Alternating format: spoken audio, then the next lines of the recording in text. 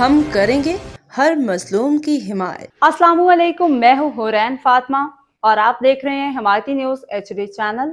نظر ڈالتے ہیں آج کی اہم خبروں پر۔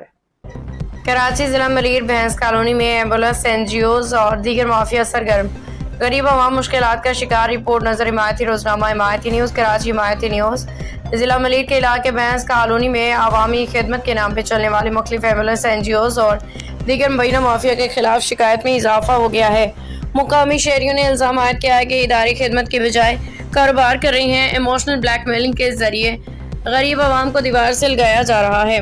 روزنامہ حمایتی نیوز نے جب اس سلسلے میں سجانے شواہد اکٹھے کرنے کی کوشش کی تو بھینس کالونی کے متعدد واٹس ایپ گروپوں کے نظر حمایتی کو ہٹا دیا گیا۔ اس سے شفاف تحقیقات کے راستے میں رکاوٹیں کھڑی کی جا رہی ہیں۔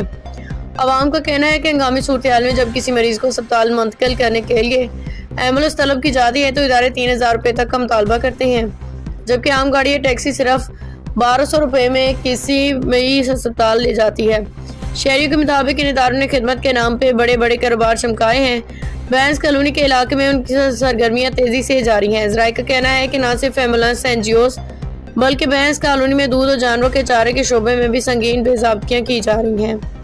دودھ میں کیمیکل ملانا، پانی ملا دودھ بیچنا، راشن مافیا کے ذریعے جانوروں کے چارے میں مضر صحت اجزاء شامل کرنا، بھینسوں کے چھوٹے کٹرے فروخت کرنا اور دودھ کی پیداوار بڑھانے کے لیے بھینسوں کو خطرناک کیمیکل لگانا جیسے اقدامات عام ہیں۔ بوسٹن مافیا کے نام سے پہچانے جانے والے عناصر بھینس کالونی کے اسٹوروں پہ سرگرم ہیں، جن کے بارے میں تفصیل اکٹھی کی جا رہی ہے۔ روزنامہ حمایتی نیوز نے عوامی شکایات پر نوٹس لیتے ہوئے اعلان کیا کہ جلد ہی ان مافیاز NGOز اور اسٹورز کے نام، تفصیلات اور تصویریں شواہد اگلی خبر میں عوام کے سامنے پیش کیے جائیں گے تاکہ اصل حقائق سامنے آئے اور غریب عوام کو ریلیف مل سکے۔ باخبر رہیے ہر جگہ ہر وقت، جانیے ملکی و غیر ملکی حالات و واقعات یقین کے ساتھ۔